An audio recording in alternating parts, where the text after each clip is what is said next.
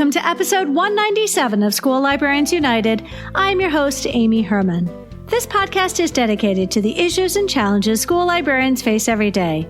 As a school librarian in my 16th year, I knew I wanted a podcast which addressed the nuts and bolts of running a successful library program. I don't claim to have the answers, but I hope that this is a platform to share resources and exchange ideas. Now is a perfect time to mention that all the ideas and opinions expressed in this podcast by myself, my interview guests, and listeners who reach out to the podcast are our own and do not reflect those of our school districts. When incorporating research, I always make sure to cite my sources. So whether you are a novice or a veteran school librarian, this podcast has something for you. Before we dive into today's topic, I wanted to make sure to give a few very important shout-outs. First of all, thank you so much to Alicia Patton and the Heartland Area Education Agency in Iowa. I had a great time sharing with all the amazing school librarians attending Tuesday's Teacher Librarian Fall Workshop. And a little closer to home, shout out to Leah and Becca, two amazing public librarians who drove more than 100 memoirs over from their public library branch to my high school. My 11th grade team desperately wanted to energize our readers with current titles, and our neighborhood librarians came to the rescue. Our students all have digital patron cards, and they can check out public library books in our own school library commons. In last week's episode, I mentioned that I was going to be presenting in person at Ohio State Conference for School Librarians, OELMA. Last Friday, I was able to record a few attendees between sessions, and I wanted to make sure to share those recordings with you right now. Hi, I'm Amanda Brassfield, and I am a high school librarian and district librarian. I wanted to share that schedule send in Gmail is my favorite thing. Every Wednesday last school year, my English department got a Will Wednesday cartoon or meme that had to do with Will Shakespeare. I took 30 minutes in September, and they got joy from it all year, and it was a great, just little advocacy, funny thing that I could do to build relationships with my English department, and it took 30 minutes. Thank you so much. What a great idea. Hi, my name is Shelley Conley. I'm from a small rural district right outside of Central Ohio. I'm a library media specialist, K through 12. Something that I want to share today is about a collaboration piece that we did recently. I went to our fourth grade teachers and I asked them, what is one of the most difficult units for you to teach? And they shared that it was heat transfer. So I met up with our STEM coordinator and our other district librarian and also the fourth grade teachers. And we said, let's come up with some sort of idea, an engaging piece that we can teach heat transfer. So what we did is we took all of our fourth graders to our Think Big space that we have, which is our big STEM makerspace. We set up 6 different stations. We had a research station with Info Ohio. We had a vocab station, a reading station. We had a station where they made different paint that would change with the color, with their handprint, with the heat transfer. But the best thing we did is that we cooked apple pies. And we brought out a frozen pie and we showed the students, let's make an observation. They became scientists. We took the temperature in Celsius, which is a vocab word, and they collected their data. And as we changed stations and as the pie cooked in the Think Big space, every 10 minutes they did observations on how heat changed the pie and how it baked. And then at the end, of course, guess what? We all were able to taste apple pie. So it was incredibly engaging. The students loved it, and it was a great collaboration piece all the way around. I think everybody was jealous they weren't there because not only that, the whole school got to smell it too, right? Yes, it was cinnamon traveled the hallways. Yes, you could smell it down the halls all the way around. So, and I have to say a big shout out to our food services staff who helped us order the pies, and also our principals who also supported this unit as well. Fantastic way to raise the profile of school librarians in your building. Hi, my name is Hannah Green, and I'm a high school librarian in Central Ohio. This is advice to first-year librarians. I would like to say set boundaries. Try not to take on too many things or have administration give you too many things. Go big. Don't be afraid to do a big project the first year, I think. And then ask for things. Don't be afraid to ask for things. And then get involved with your school. And then finally, I'd like to say something to previous librarians that you're taking over their library. Try to make the transition easier for the first year by leaving maybe some notes. Thank you so much. Have a great conference. Friends, we're in for a treat. Angela Wotecki, who's been on the show twice and is probably the reason why I'm here at the conference today. Angela, remind us of who you are and what would you like to share today? Sure. I'm so happy you're here, Amy. I'm Angela Wotecki, and I'm district librarian at Nordonia Hill City Schools, which is in Northeast Ohio. And my thing that I want to share today with everyone is a library hack. So when you are doing collection development, I love to just peruse bookstores or peruse stores that have books in them, period. So what I like to do is use the app on my phone for example, Tidal Wave or whatever vendor you're using. They usually have an app, or just go to their website. And then you can actually scan the ISBN number on the back of the book with your phone. The app allows for that. And then that book will go right into your wish list. And then from there, you can just look at that at another time. So it's a great way to do collection development on the go. I'm Christine Connick, and I'm from Westerville City Schools in Westerville, Ohio. And I think the thing I wanted to share most is for those first year folks, live with it for a year. You walk into the library and you look at the collection, you're like, why in the world did the previous librarian have this particular collection? In my case, it was a whole section about career books. And I was like, this is icky. And so I lived with it for a year to find out that the 8th grade team did a huge project about it. So live with it for a year. Write down the things that you think are crazy. And at the end of the year, you might say, well, that indeed is crazy and it needs to go away. Or you might say, that totally makes sense now why she did it that way or he did it that way. But absolutely live with it for a year, make notes, and you'll make it through. Fantastic. I learned why we had mealworm books in my library. Oh, mealworms. An elementary science class, I'm guessing. Yes. See, I taught 4th grade before I got to my real job as being a librarian, the one I love most. And there you have it. The mealworms. We love the mealworms in 4th grade. We have to have an infinite capacity for curiosity about everything. Absolutely. We have to love just about everything, or at least really pretend well. My name is Melissa, and I am a high school and district librarian in Southern Ohio. One of my favorite library programs that we started a couple of years ago is a giant D&D group. So we have a day at the beginning of the year where we walk everybody through character creation, and then the kids who've done it in previous years sort of adopt newbies, and they start running D&D campaigns that usually run the whole year. It's a little bit of mayhem, but a lot of fun. Hi, I'm Nellie Schmidt. I'm a district media specialist in a rural district. I wanted to share how I help students who struggle with what to read. We have personalized book bags. There's a link on our website that students can go to a Google form, and it asks them multiple questions. And then I take their answers, I look at them, and I look at their age, their previous checkout history, and I pull 3 to 5 books that they could try. Check them out. They just come get the bag, and then they return whatever they don't want. There's also a reflection form in there just so I can hear a little bit about how I did. Hi, everyone. I'm Amanda View. I am taking over next year as the Director of Conference and Continuing Education, so I'm really excited about that. I am a K-8 librarian with Columbus City Schools. Well, and you also received an award, so please share. Yes, Rosen School Librarian of the Month in December of 2021, and it was about our work that we do with our tech teacher and programming with our makerspace and some other activities that we do with her. Collaboration for the win. So you are planning the next conference, is that right? I am, yes. And I got to ask, what part of this are you excited to do? Because, we're coming off of a conference right now, and I'm sure you've got a million ideas.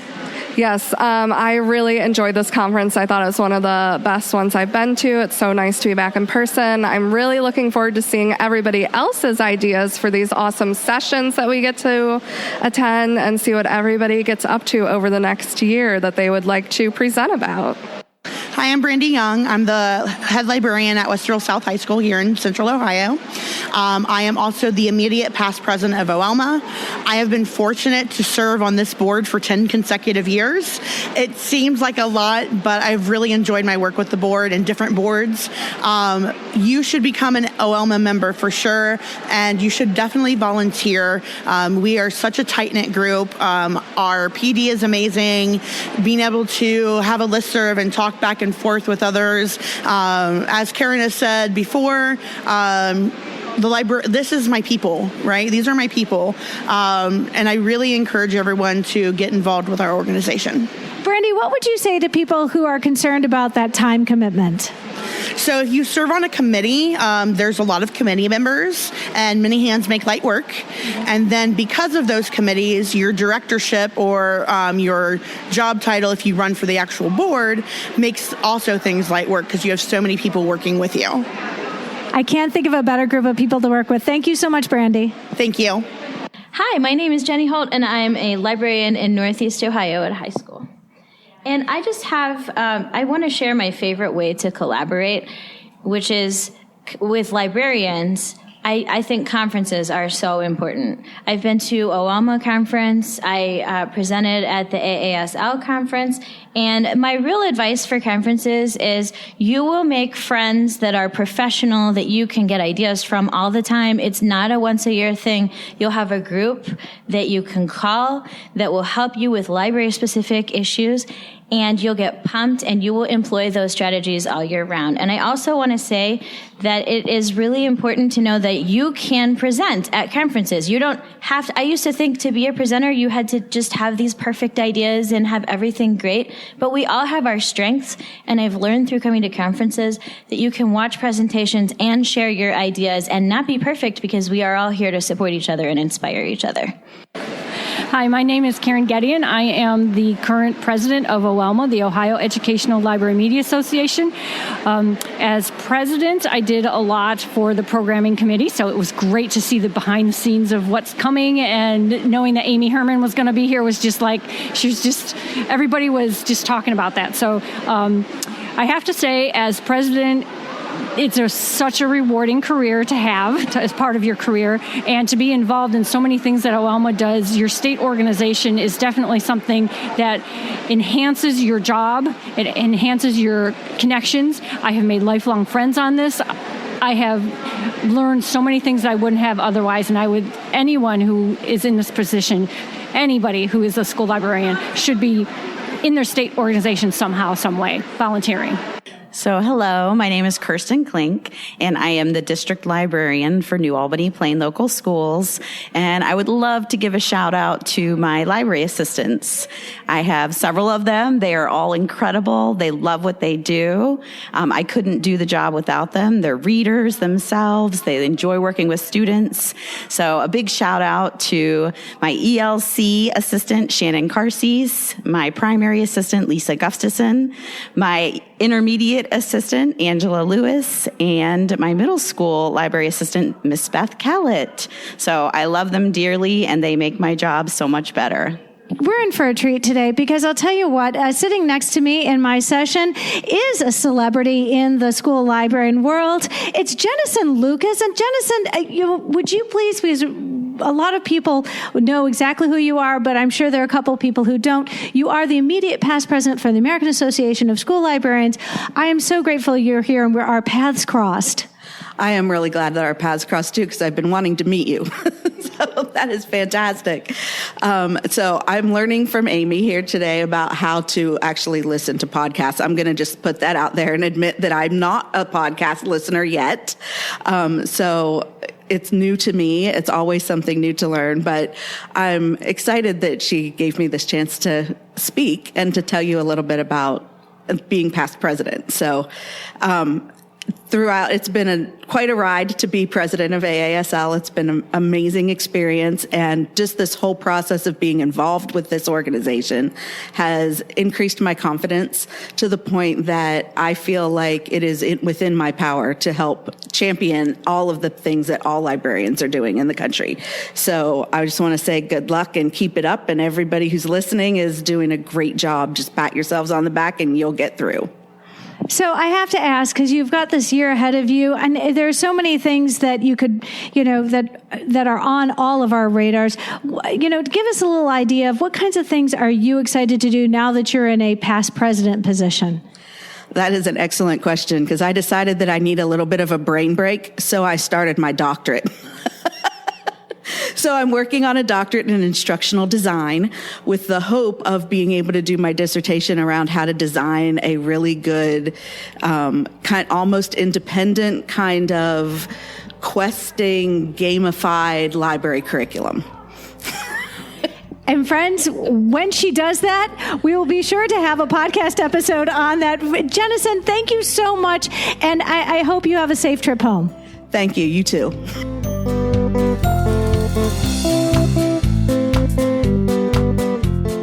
I welcome you and all listeners to reach out with your feedback and episode suggestions. You can reach me either on Facebook, on Twitter, my handle is at LMS_United, or the email address schoollibrariansunited@gmail.com. If you include your mailing address, I'll be sure to send you a podcast sticker.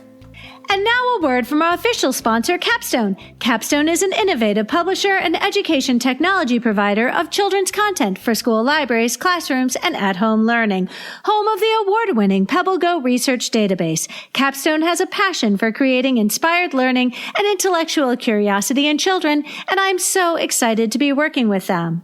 Friends, we are so lucky today. Angie Kalthoff, welcome to the podcast. I'm so grateful you're here today.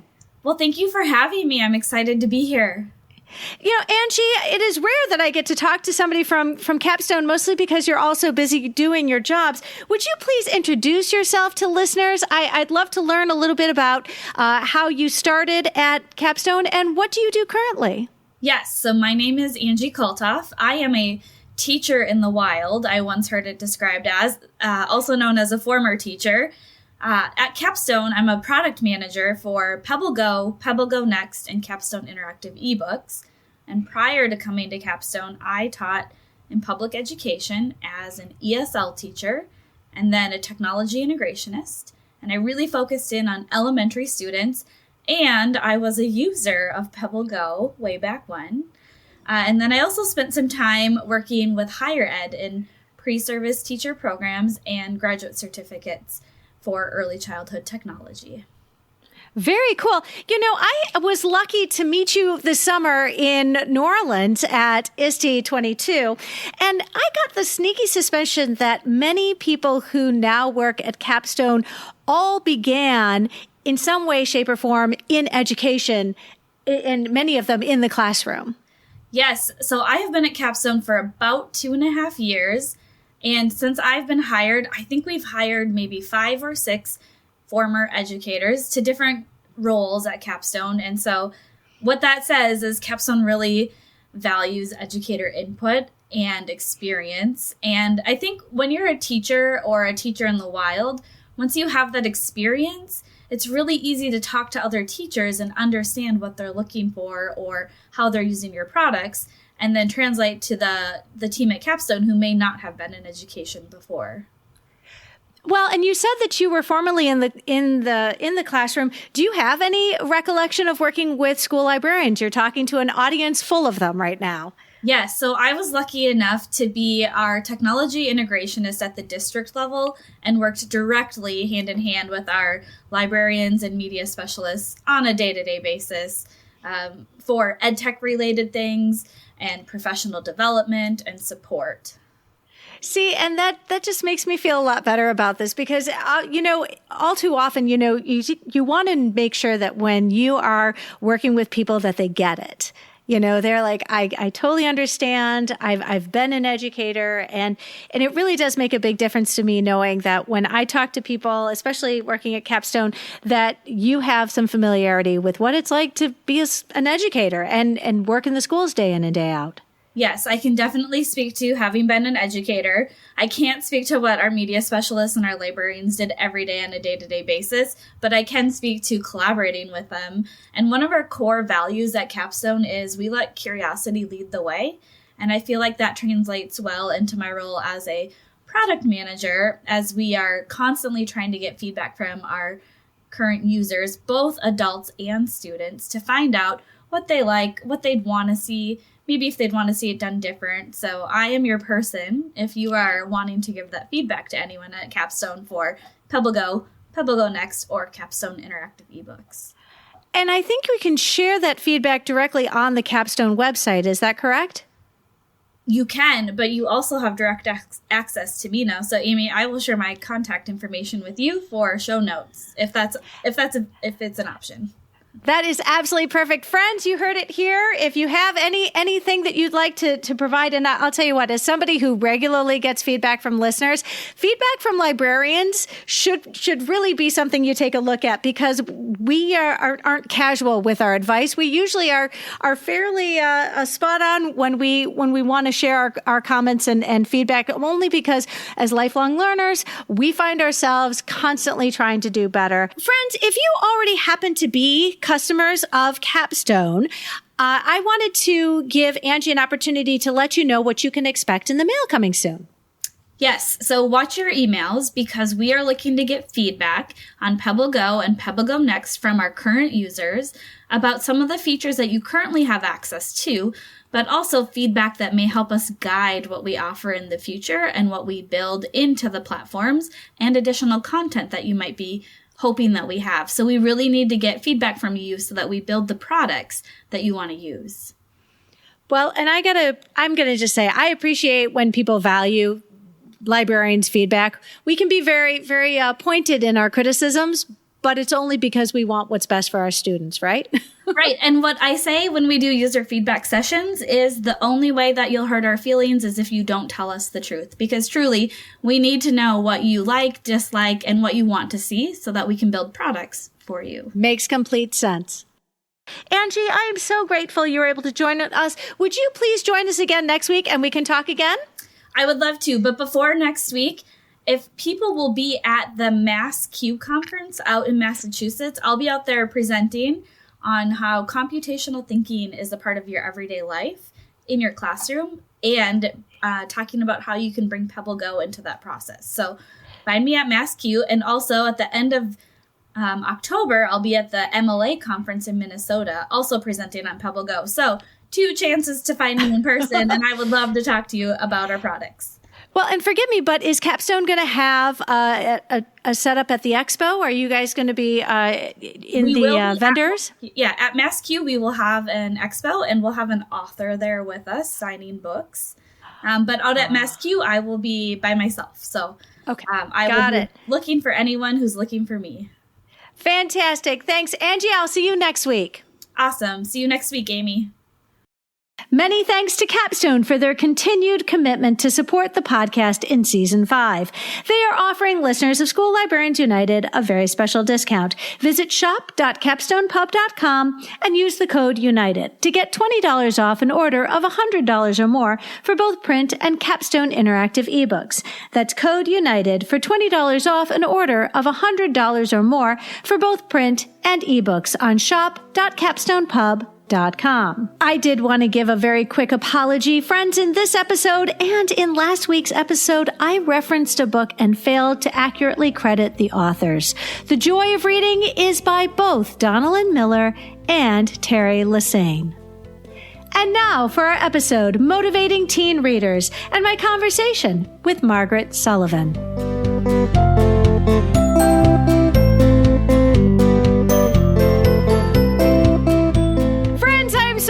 Margaret Sullivan, welcome back to the podcast. Thank you. It's good to be back. Friends, I first became a fan of Margaret's in February of 2019. Her writing for Knowledge Quest, maybe you recognize the name. In this case, the article, Your PLN, Source of Inspiration or Thief of Joy, is one I make a point of rereading every year. It's an incredibly important reminder that we are all guilty, to some extent, of comparing ourselves to others professionally. Margaret, I am so grateful you wrote this. I print it out, I read it, and I remind myself that I should not let others' success in any way diminish my efforts. Thank you for writing this. It's such an important thing to remind us all. Well, I've heard so many librarians who I know do amazing things like you. And, they just don't really give themselves credit for that because, in part, they're always comparing themselves to somebody else. And it's good to look to other people for inspiration and to get ideas, but you have to remember their situation is likely different from yours in some way. And just because they've achieved something now doesn't mean you're not going to get there. And it doesn't mean that you aren't doing equally fantastic things that just look a little bit different because your situation is different. I think it's so vitally important that we remember to contextualize the challenges that we each have, because the circumstances that we are facing these obstacles are going to be very different. And it's not fair for somebody to hold ourselves against somebody else's program, especially the people I bring on the show, because the people who come on the show have so many wonderful things to share. And I don't want anybody to ever feel like you've somehow not, reached that pinnacle if you're not doing everything you can. I put out a quick question on a high school library Facebook page, just asking what was the per person, expense for everybody's budget, per person. And it was anywhere from, I have no budget, to, and I'm not kidding, $40 per student. Now, wow. How can anybody in looking at this one thread feel like this is at all going to be a situation that's even remotely close? You can't compare somebody who might not have a budget and has to write grants and get funding in other ways, and then somebody who just happens to get $40 per student, because it's just not even, I don't know. But my point is that your article really does speak to that. And the fact that we need to remember it's not about how hard we're working. It's that we're doing the best we can in the circumstances we happen to be in at that time. Exactly. Wow. Margaret, you graciously agreed to be one of my very first interviews in September of 2019. And, I interviewed Margaret as well as Kathy Lester for episode 43, Advocacy at the state and district level. Friends, I've included a link in the show notes. Margaret, I can't tell you how much I appreciated that vote of confidence that you agreed to be on the podcast. Well, I was very flattered to be asked to be on the podcast because I had been listening to your podcast. Once I found it, I pretty much binged the first season. And I was just so impressed with the research you did and, the timely topics that you addressed. So to be invited to come on your podcast was very flattering.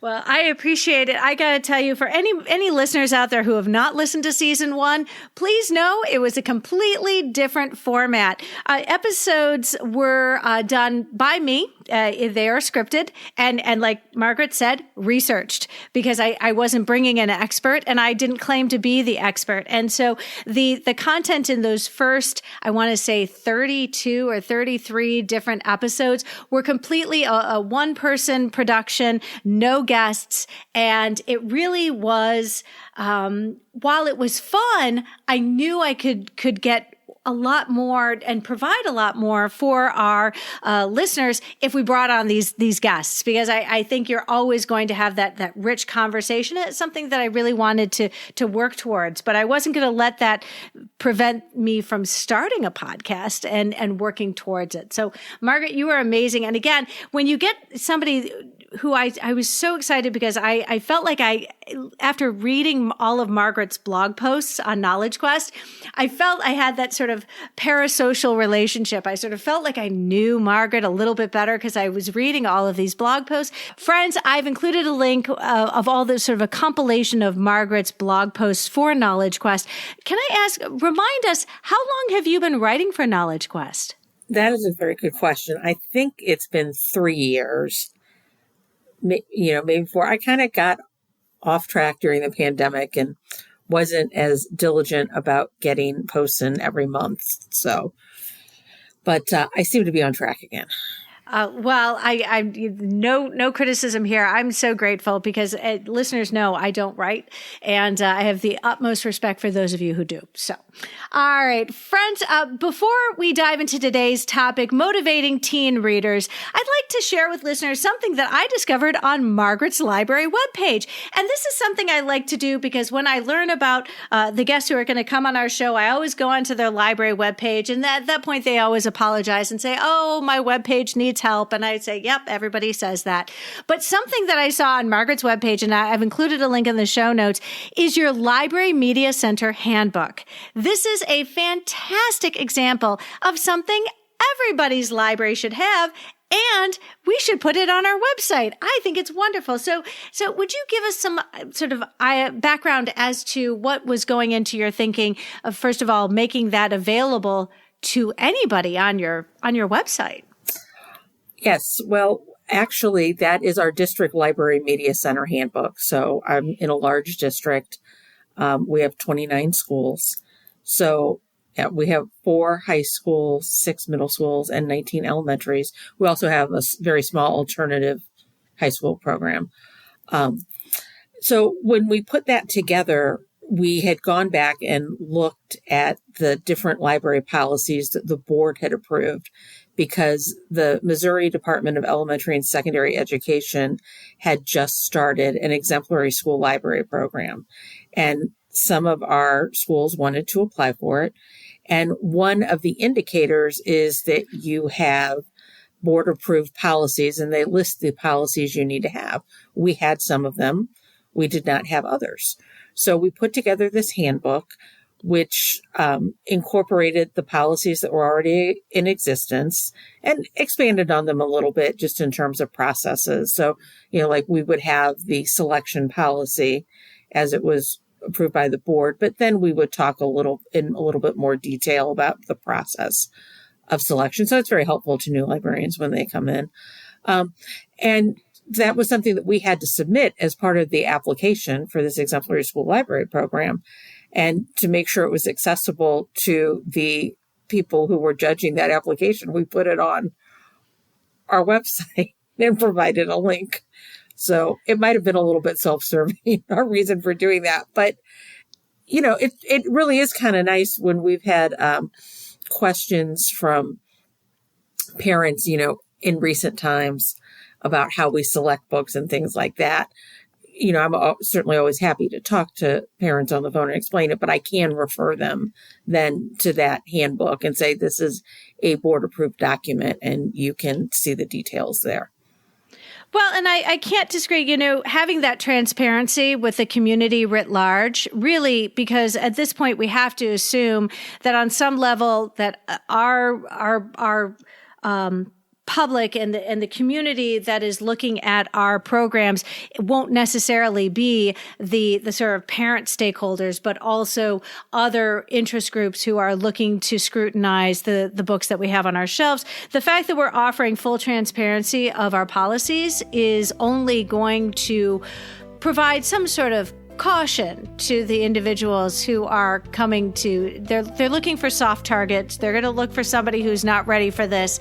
And the better armed you are, the more likely you are to perhaps discourage somebody who might think that this is going to be an easy effort.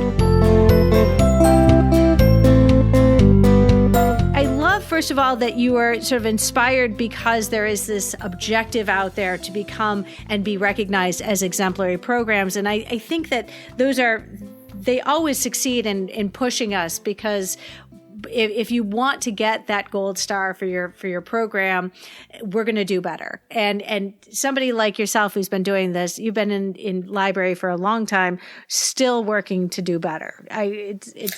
Well, the great thing about this exemplary school library program is it really kind of gave me a new lens to look through when I was thinking about, the instruction that we do and the programs that we offer and just the whole library. And, at this point in my career, that was a very good thing for me. And the first year we did this, I had a brand new co-librarian. It was his first year in the library. So he came in, not really knowing anything else, although he'd been a teacher in the building, he knew what we did. And just between the two of us, I think it was really good for both of us. Friends, I get so jealous when I hear about people who work with other librarians. You get your co-librarian. I mean, it just sounds amazing. So the other thing that's worth mentioning is that this is an effort which would benefit your entire district. You're talking about 29 schools, presumably 29 school libraries. You've got that continuity of service. And more importantly, all of the professionals in your department have the same understanding and sort of baseline from which we work. And having that all, it is really does make sure that everybody's on the same page, regardless of what comes your way this upcoming school year. It's really great. It makes me jealous when I think I'm the only school librarian in my district, and you've got 29 of them. So that's amazing. I'm so grateful you're here today. Let's get started by getting a better understanding of where in the country you work. Tell us about your library, the grades you support, some programs in your teaching schedule. What kind of clubs do you have in your school library? Okay, well, I am one of 2 librarians at Rockwood Summit High School, which is in suburban St. Louis. As I said, it's a large school district that serves about 20,000 students. My high school is the smallest of 4 high schools. I think the last number I saw was we have 1,241 students this year. So that's what we do. We are very fortunate that we have a good budget to purchase materials. We have a lovely facility that was built in 2009 and opened in January of 2010. And I was there for that. So just a great space, and we love it. We operate on a totally flexible schedule. And the club that my co-librarian and I sponsor is, we call it the Gateway Book Club. And because our Teen Reader's Choice Award is the Gateway Award, we don't read only gateways, but we always make sure we read enough that everybody can vote. So that's the club that we sponsor, and it meets about once a month. And you've got kids who are avid readers, and we talk about books, and it's great. Wow. Can I ask, because there are 2 librarians, do you stagger when one of you starts and one of you leaves, so you have extended hours, or are you there for that full time together? We're there for that full time, and we split a 0-hour contract to have the library open before school and after school. So we trade off the after school days. I mean, we don't stay open late on Friday. So he stays 2 afternoons a week, and I stay 2. And, occasionally we switch if one of us has something, but yeah. Yeah, that likewise, we're open every afternoon for an extra hour and 15 minutes, but not on Fridays. We are out. Yes, we're the same way. Yes, at 3:03, I'm in the parking lot, and we actually call it pole position. So my assistant and I get in early in the morning, and he'll say, "Hey, you're in that pole position," which is where you pull through so that as kids are exiting, you're already heading out, because your car is heading out. So yes, pole position, 3:03. I'm in my car on Fridays. Yes, absolutely. Yes. No, I understand. We get out at 3:17 every day, and we leave at 3:30 on Fridays. There you go. Outstanding. I'm grateful to have a veteran high school librarian here to share your strategies for motivating teen readers. Because, friends, I've made no secret of this. This is the beginning of my 2nd year in the high school as a librarian. And I am still daily reminded that my students deserve a better librarian, somebody who actually knows what they're doing. And I feel this especially in my reader's advisory. I feel this especially, even though it's a modest collection, I feel like I've got students who really can outshine me. Oh, I've read that book. I've read that book. I've read that book. And I'm like, I am listening to these books as quickly as I can on my audiobooks during my commute. So no, I am woefully aware that I am lacking when it comes to my reader's advisory. But, I'm hoping you can give us your expert perspective. Let's focus first on what do you feel are the greatest challenges to motivating teen readers? Well, I think that there are 2 of them, and they're closely related. One is time. Our teenagers are very busy. They are, after a full day of school, many of them are involved in extracurriculars.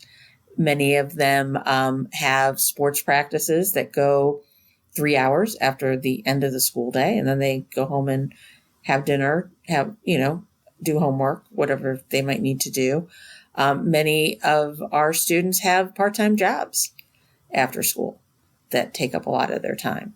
So, and then of course there's the distraction of social media and all those things. So there are so many other activities that they're involved in.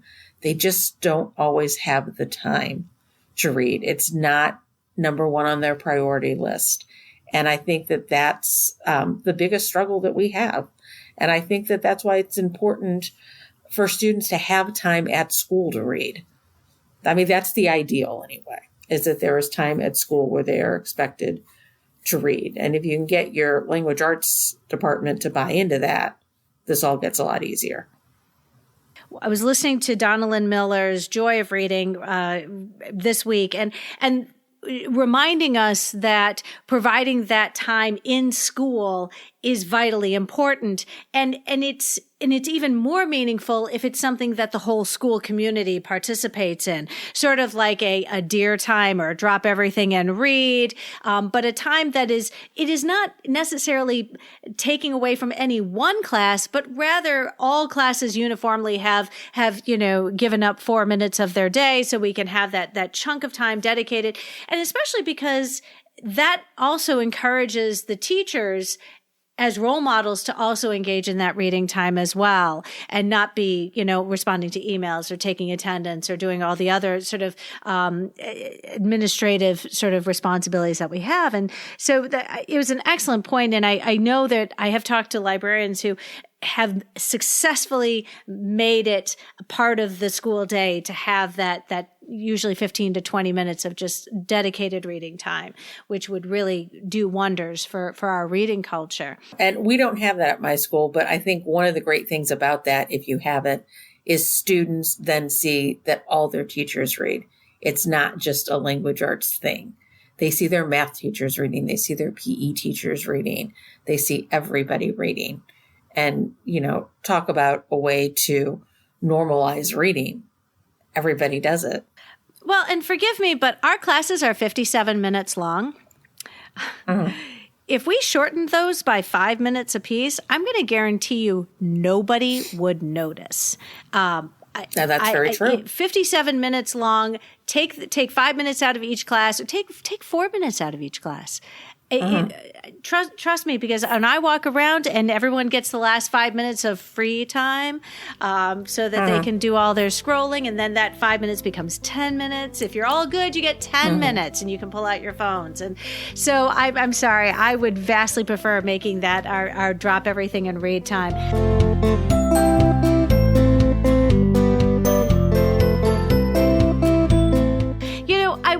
I wanted to throw in a couple things out also that I've noticed, especially with high school students. They will sometimes have jobs they have to attend, or it's caregiving. Their expectation is that they are caregivers at home. There's a handoff. They come home from school and they have, sort of expectations that they are going to be minding younger siblings for a stretch of time.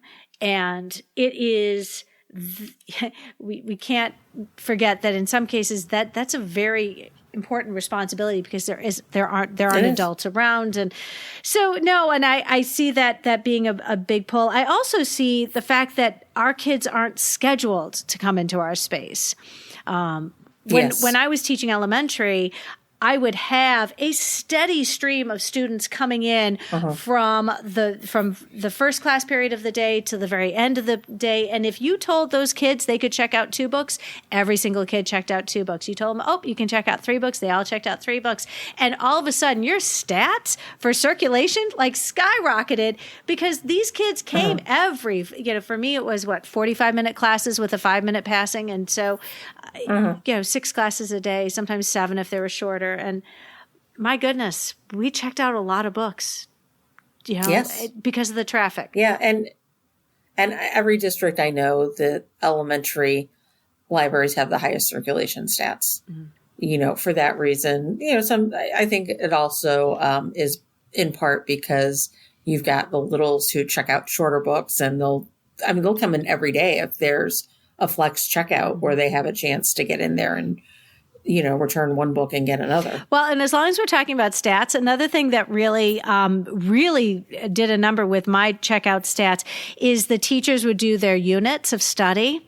And so all of a sudden there were 20 books going out to this class, 20 books going out to this class. We're doing our animal research projects. Amy, we're doing our 50 state research. And all of a sudden those entire sets would get checked out to a teacher. Yes. And you've got a fantastic boost on your circs and circ stats. So absolutely.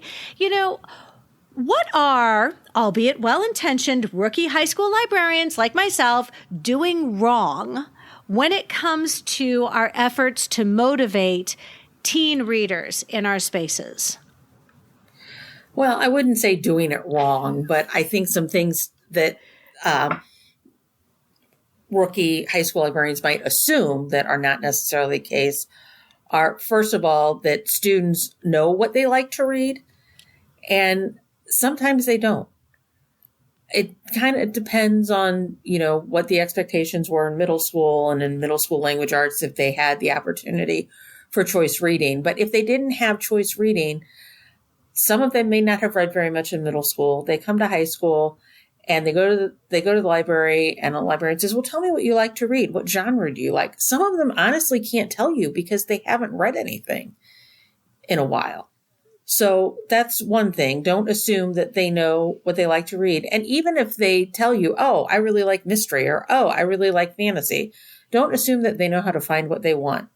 Don't assume that they know how to use Destiny, even though their middle school librarian taught them and their elementary school librarian taught them, right? Because, I know the librarians in my district teach that, but if kids don't do it all the time, they forget. It's like anything else. And don't assume that they know where to find it on the shelf. Even if you've explained your layout, sometimes they need help. They need to get used to the setup of a new library or new to them library. So, I always try to remember that. And I say to students, oh, yes, this book is over in fantasy. Would you like me to show you? Well, and again, I'm struggling. This is the beginning of my second year. A couple of things that I wanted to mention at this point. I think when you think about reader identity, that is really called into question. I don't know how solid that reader identity is in my high school students, and I wonder, because they really are coming into their own as young adults, if they didn't see themselves as readers in middle school, what is the likelihood that because I think it's so easy for students who enjoy reading to say, I'm a reader.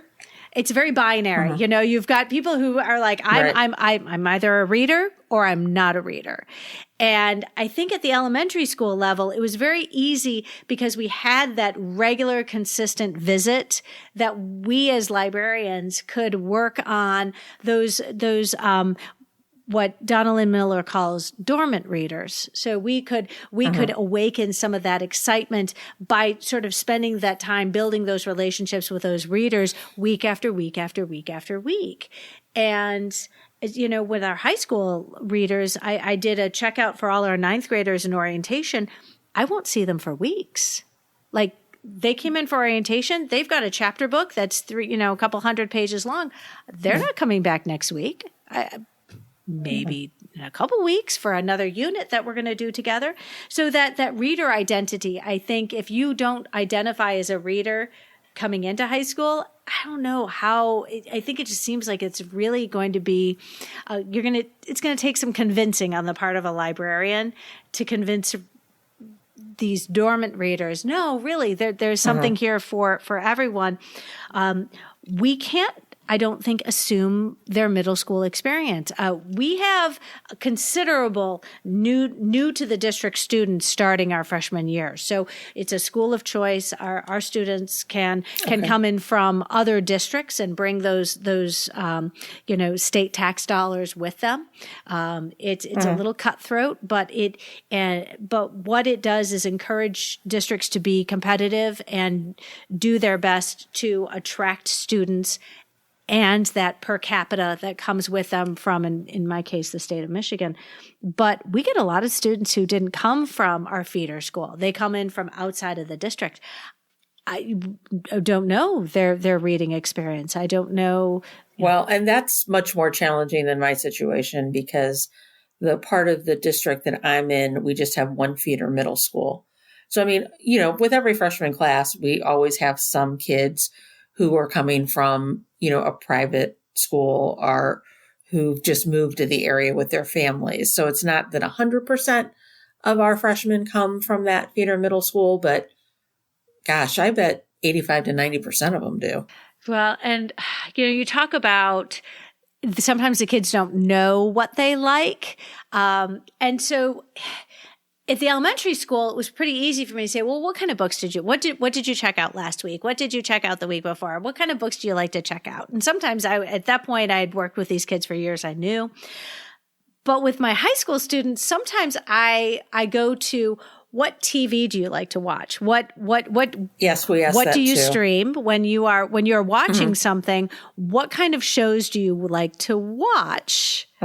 And I shouldn't even call it TV. I mean, it's streaming services. What kinds of things do you like to stream?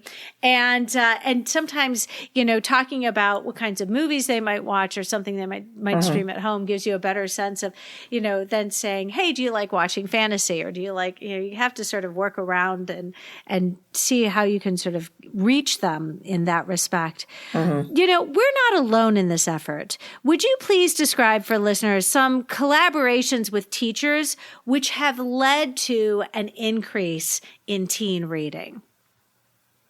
Yes. Well, I think the most successful one I have been involved in at my school, which I was not responsible for, but the language arts department, I'm trying to think, maybe 8 years ago or so, 8 to 10 years ago, were encouraged to read Book Love by Penny Kittle. And the 9th and 10th grade language arts teachers adopted that approach to reading. So they did very few required class reads, and they really went to books of choice. And they relied on my co-librarian and me to help them provide books for students, to do lessons on how to choose books. So we did a lot of book selection lessons and activities. We did book talks. We just did everything we could think of to introduce kids to books and make those available to them and help them find what they might enjoy. And the great thing about it was these students got time in class to read every day, or, sometimes the classes met every other day. So, whenever class met, they had time to read in class. And just to see that culture of reading develop so quickly, because I can remember kids would be at the circulation desk checking out a book, and a student they didn't know would be walking by and say, oh, I read that. That's great. Or you could say to students, well, what are you looking for? They're like, well, I really want a book that's similar to X because I read that and liked it. And when they could start, when you'd have conversations with kids and, they would be comparing books, like I would say, so this book is about, X, Y, or Z. And they're like, oh, it sounds like this book that I liked. I mean, they had things to compare it to. And it was large numbers of kids who could do that suddenly. It wasn't just kids you knew had always been avid readers. And that was very exciting. And that was because the language arts department bought in to Book Love. And they still do that. I think that it just isn't a novel approach anymore, no pun intended, because, they kind of do the choice reading at middle school now. So kids are used to that a little bit more. But it's still a huge difference from when I started. at my school 20 years ago when nobody was really doing the choice reading. And you had your kids who read, who were avid readers, and then you had a lot of kids who just weren't that interested. So that is one thing, is definitely having your language arts people giving kids choice and time to read in class.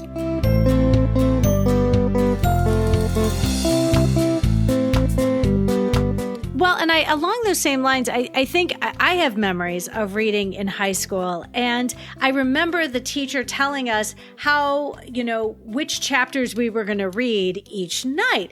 And in this case, it was Steinbeck's Of Mice and Men. And I think we were given 2 weeks and then each night we had a certain chapter we had to read, and most people just read just that chapter. And in 2.5 days, I had finished the book and found myself sobbing during certain parts of the class because they were on chapter 4. I had finished the book and I was terribly upset and probably extremely hormonal. But the fact that this class had taken, we're only going to read a chapter a night. And I was like, yeah, but I want to just keep on reading. And I found myself, I was done way too early. And I don't regret, I'm glad I did that. But the idea of reading one chapter a night seemed dumb because I wanted to read more. Agree. Yeah. Well, and I know when I started at my high school, a lot of teachers would say, yes, students in my English class have to read a novel of choice during the semester. And they had all semester to read that. And I'm sure the idea was students could fit it in at the point of the semester where it was convenient for them. But we would have kids who would have a book checked out for an entire semester. Mm-hmm. And they usually didn't come and renew it. So we had a lot of overdues on top of it. But, but to say to kids, our expectation is that you will read one book a semester, that is a very low expectation. Well, and I will say something I've noticed that's very different at the high school than at the elementary school. And is at the elementary school, when a teacher had chosen a book that they were going to read aloud, it was not unusual for them to come to me and ask me to pull that book from our circulation, which is the most ridiculous thing because we live in a community with, public library branches and parents who would, of course, buy a child a book if they said, I want to read this book and it's not on the shelf. But the teachers would come and say, Amy, I just do not circulate this book. Please pull it. And I can say this because I don't work there anymore. But with one teacher, I didn't pull it fast enough because I wasn't planning on pulling it. And I went into work the next day. I had been at another building. I came in and couldn't find it on the shelf. It was a mystery, but not really, because as soon as the class finished reading that book, you're not going to believe what happened. It just reappeared. It's a miracle. It's a miracle the book came back. And I noticed that is one thing that it's not happening at my high school now. I have plenty of books on the shelf that are going to be taught and are part of the curriculum. And never has any teacher ever said, please pull those for the next 6 months because we're going to teach that in the spring, and we don't want our kids reading that book early. Like that's never happened. No. Nobody's ever going to say, please do not check this book out until after March because we'll be done with the book by then. No, it's not going to happen. No, they're happy if kids actually read it. Exactly. That's one thing Penny Kittle talks about in Book Love is the fake reading that students do in high school. And it's true. I'm so glad you're here. I've needed this conversation. And friends, I truly feel it, when you're new to a grade level, and it is, I question everything like I'm completely new to the profession. And I didn't, is it hard to motivate teen readers? I'm finding it hard because I don't come at this with, 15 years of reading YA day in and day out, but I'm struggling. But it's hard to motivate teen readers, isn't it? It is, particularly if they haven't been reading. But I think one of the keys is any chance you have to talk to them about books, you just have to seize that opportunity. And one of the things that my co-librarian, Greg, and I started doing during the pandemic. And it was not an original idea. I mean, it was out there, and the librarians at one of the other high schools in our district started doing it, was we started doing first chapter Fridays. So we would read the first chapter of a book, and it started on Zoom. So, we would visit the classes via Zoom because we were all at home. And we would read the first chapter of a book. And we were very intentional about choosing a book with a really interesting first chapter that would hook readers, or maybe we would read a little bit of the second chapter, whatever section in the beginning we thought was going to pique students' interest. And we're still doing that. We go visit classes. We have 14 classes that have signed up for that this semester. And we go and we read the first chapter. And we're starting with the Gateway nominees, which is our Teen Reader's Choice Award. And then we have a nonfiction award, the Dogwoods, and we'll do those. But, sometimes if we know a class is working on a particular theme, we'll substitute a book.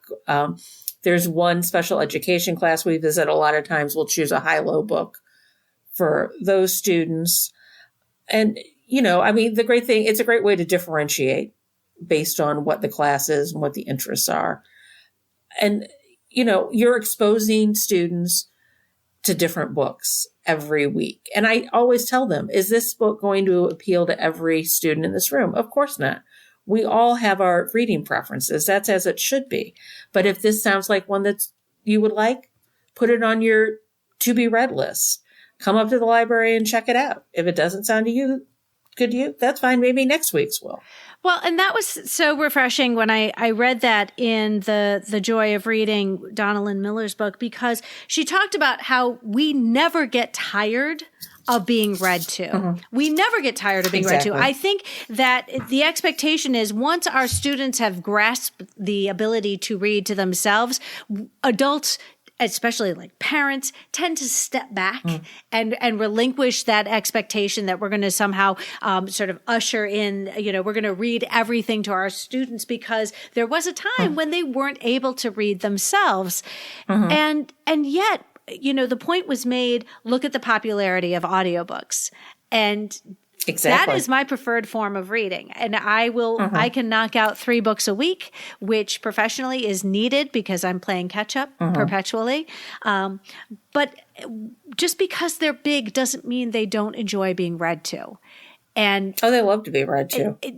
They do. And I think that on some level we can't be afraid to do that. Just because they're old enough to read, it doesn't mean that we shouldn't try again, like the first chapter Friday and reading aloud. Yes, they can read from themselves, but they're also very receptive to this information coming at them. We've seen with the social media, as you mentioned, they tend to become very passive in consuming what flashes in front of their faces, and they simply scrolling with their thumbs and they're taking it all in, but there's not a great deal of effort put in on their part. And I have to imagine that reading a book aloud, it's no stretch for them because they're used to being receptors of this coming at them. But in this case, we're trying to excite that love of reading in them.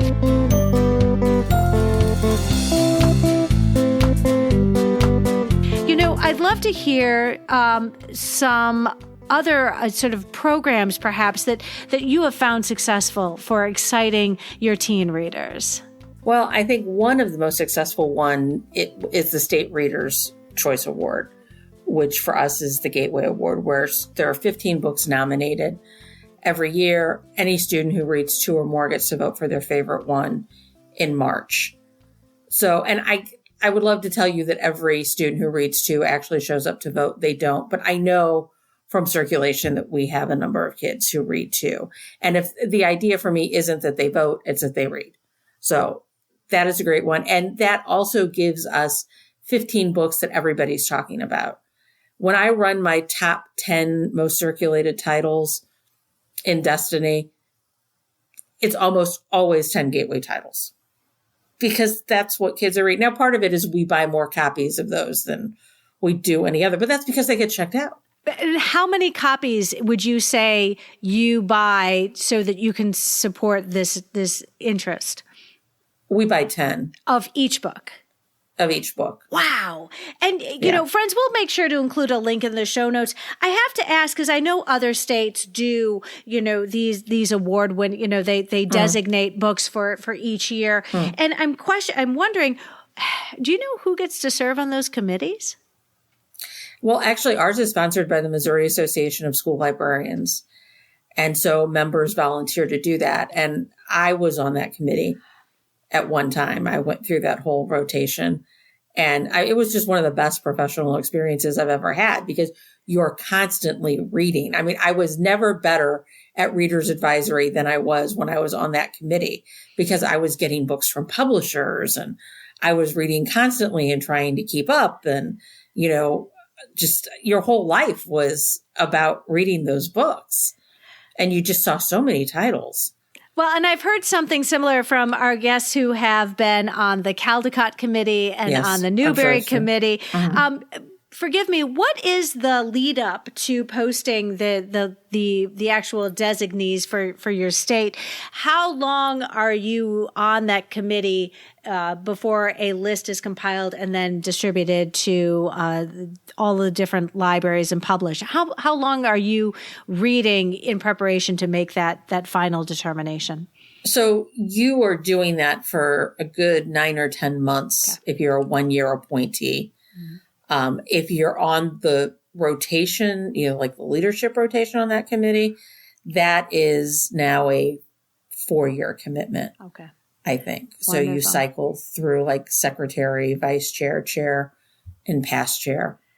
Wow. And the fact that you've got 10 of those books in circulation, 10 each, you know, really does sort of build that shared reading experience, because invariably students are going to see the books that they have read being carried around by other students. And I've talked about this idea that books are accessories, that our students, they not only do they want you to see the books that they have with them, but they want to talk about them. They want to be asked about them, and they want people to see, oh, they're reading that book. I'm going to ask them. And I always ask kids about the books they're reading, and they look surprised. They're like, oh, I get to talk about this book.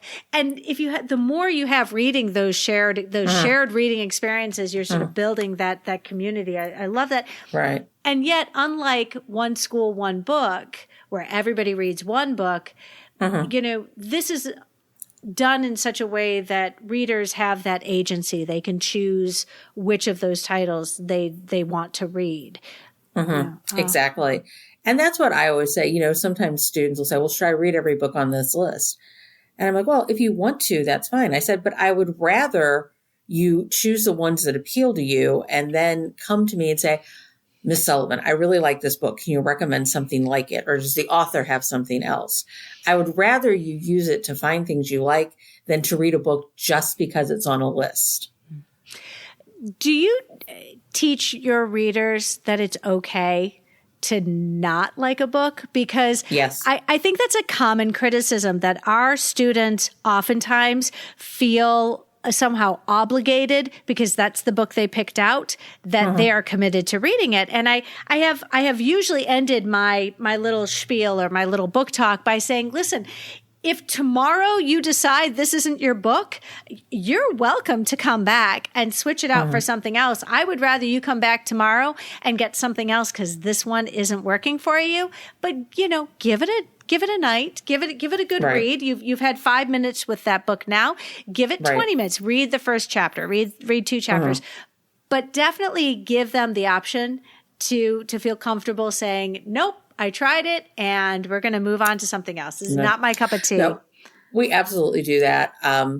My co-librarian and I tell students all the time, you know, if you read 30, 40 pages and you're not interested, bring it back. We'll find you something else. And I will say my language arts teachers, particularly the 9th and 10th grade ones, are very good about telling kids it's okay to abandon a book if you don't like it. There are too many good books out there. Go find one that you're going to enjoy.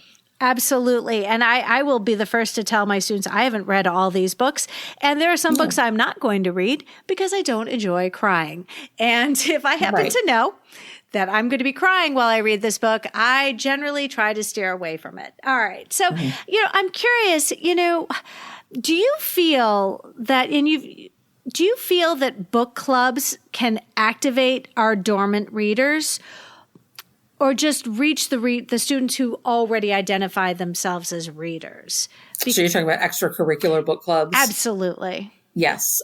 I do think that they can reach dormant readers if you can get them there. And that's really hard to do. I will say, though, I have seen it happen. It's not an everyday occurrence, but I know I've been at my school this is my 20th year, and I started the book club the year I started there.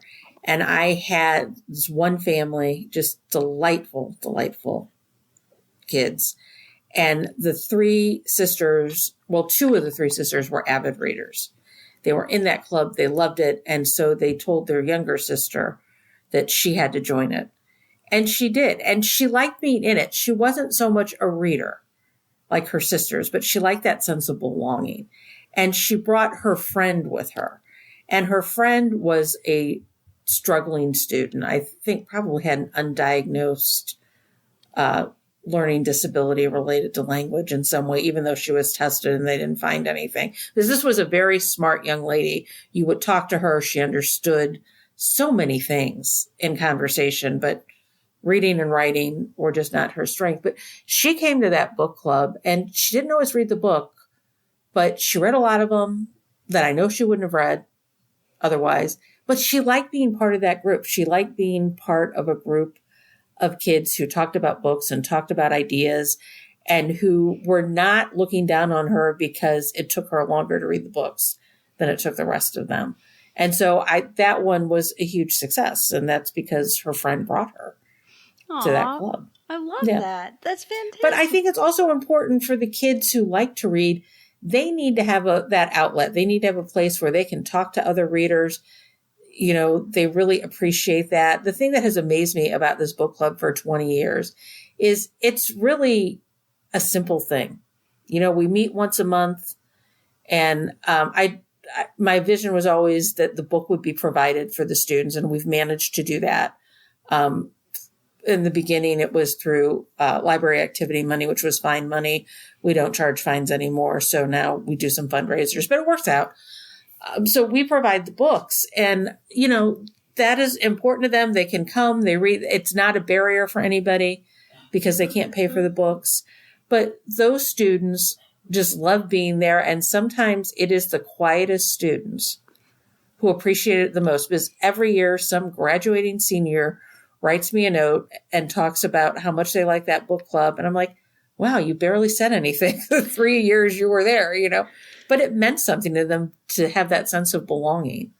Oh. And it's just a very low prep thing for me to sponsor that. And my co-librarian now sponsors it with me.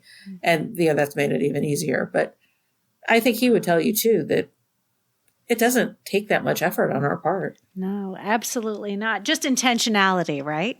Yes. Just and momentum, because I think that's another thing which the pandemic what took away from so many of our programs was momentum. Yes. And we are kind of trying to rebuild now after 2 years of a pandemic. But, absolutely. Yeah. In what ways have you modified your space or your layout to encourage your teen readers? Well, the first thing that we have always done is we have those gateway books right by the entrance. We have those black display racks, and those are always there. That's where they are shelved the year that they are nominees, because those are the books kids ask for the most, and kids know that they're right there by the door if they, if they're available. Because sometimes even with 10 copies, the most popular ones, we will have a hold list. And the second biggest request I always get is, well, what new books do you have? What do you have I haven't seen? So we always display our new books on similar racks in the same area of the library near the entrance, so kids can come and browse quickly and hopefully find something that they want. And we also have some comfortable chairs, soft seating in that area, so students can grab a book, sit down, look through it, be comfortable. So I would say that that's the main way that we've sort of modified the space. Absolutely. And I know that signage helps. Lots of bright signs and making sure that all the new stuff is where they can easily access it.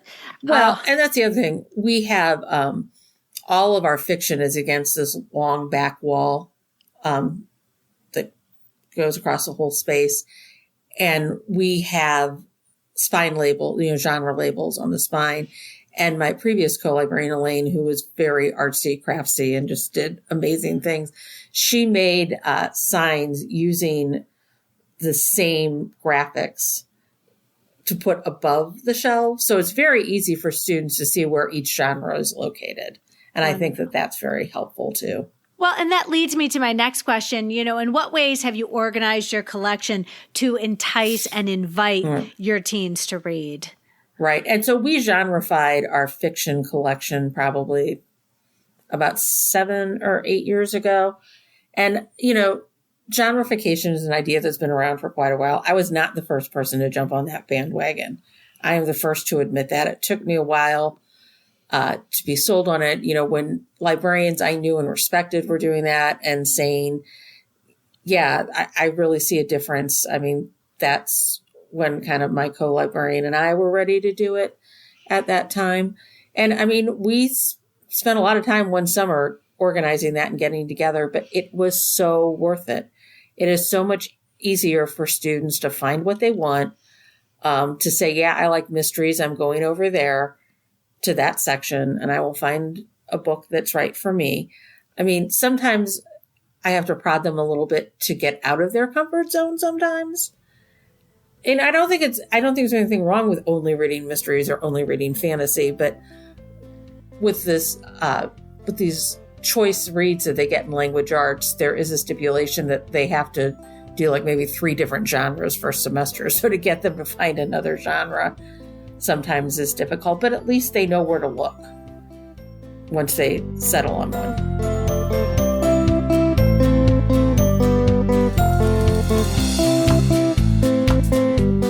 Imagine me last year. I had taught 14 years in an elementary school. What YA I had read happened over that summer, and I came into a collection, albeit very small, that was not genrefied. And it was a nightmare. It was an absolute nightmare for me. Maybe not for anybody else, but for me it was. Because my students were like, well, Mrs. Herman, I like mysteries. Okay, now I'm looking at all of my fiction and hoping to God that the mysteries are going to pop off the shelf as if there's some way that I can sort of identify them. Nothing clicked. Nothing. I couldn't look at a spine and say, oh, yes, I've read that one. No, I was completely floundering. It was so painful to experience because I said my students deserve a librarian who knows what they're doing. But I'll tell you what, I think I was in that library for 2 months, and as soon as I got an assistant, the first thing I said is, we're genrifying this collection. And it's not so much because the students are asking for it to be genrified, because none of them were. It was because I needed it to be genrified.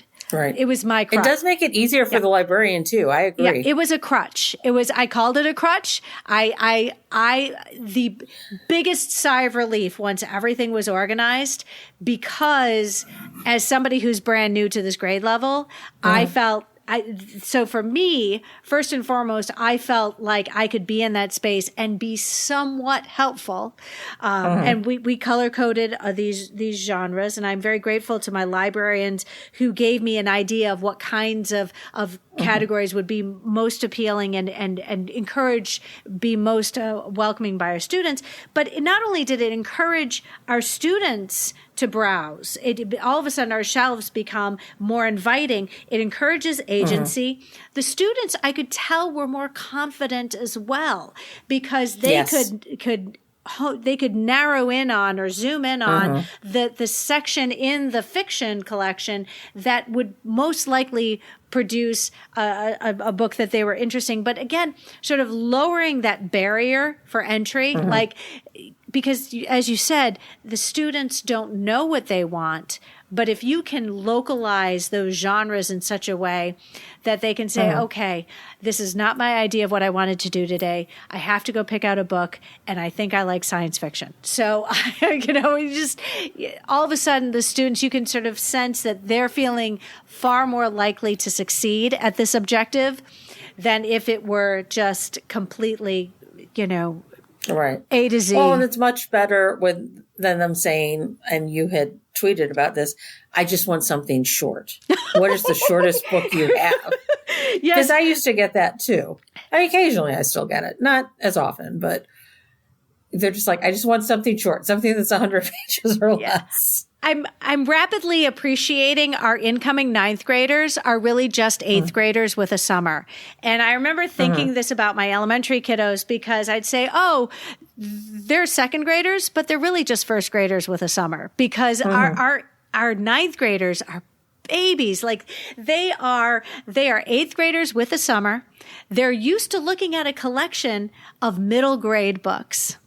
And I felt like they needed to hear that this is a young adult collection, and that instead of reading at the top, being the most capable readers in the school for a collection that was built for, 4th grade to 8th grade, you're now looking at a collection that really is, there will be some middle grade books, but by and large, that YA collection, and maybe it's just the books I'm reading, but that sweet spot seems to be between junior and senior year summer, that so many of those YA books are not about those 14-year-old incoming freshmen. No, they aren't. No, they're not about those incoming freshmen. All of our main characters are going into their senior year. It's the summer, and typically that book ends when they all graduate. That's very true. And I think, and I hear middle school librarians say all the time that there's really a dearth of books for 13, 14-year-olds, that have 13, 14-year-old protagonists. And I think that that's very true. And that's frustrating for middle school librarians right now. I don't know how many authors are listening right now, but you middle grade authors, we found you a sweet spot. We need more books like this. But you're right. I did tweet out that I was doing 9th grade orientation, and the bad news was they were all looking for the same book. It was one that was less than 100 pages long, and it just was a little disappointing, because the books I had been listening to over the summer were well past 100 pages long. And the idea that I now was failing to support this need by my students, not because of the content, but because the books that I was wanting to select for my collection were well over 100 pages long. Oh my goodness. Margaret, there are so many listeners like myself who are new to the high school. What advice would you give to those of us who, like me, are struggling to excite in our students a genuine interest to read? Well, I think one thing is you definitely want to give them opportunities to read. I mean, you can't control what goes on in classrooms, but one of my favorite reading promotions, and again, not my original idea, found out about it at a conference, I think in 2013, is a reading marathon. And have you done that? No, but I've heard other librarians talk about reading marathons. For the benefit of everybody, tell us how this is arranged. So this is how it works. We have ours set up. We modified what I learned about at the conference, but we have ours set up so that it is a 6-week event, and students can choose their event. They can choose to read 12 books in 6 weeks, to read 9 books in 6 weeks, to read 6 books in 6 weeks, or to read 3 books in 6 weeks. And we also have an option that is a certain number of pages for students who like really long books. So they choose what they want. They register for it. We promote it. They register for it.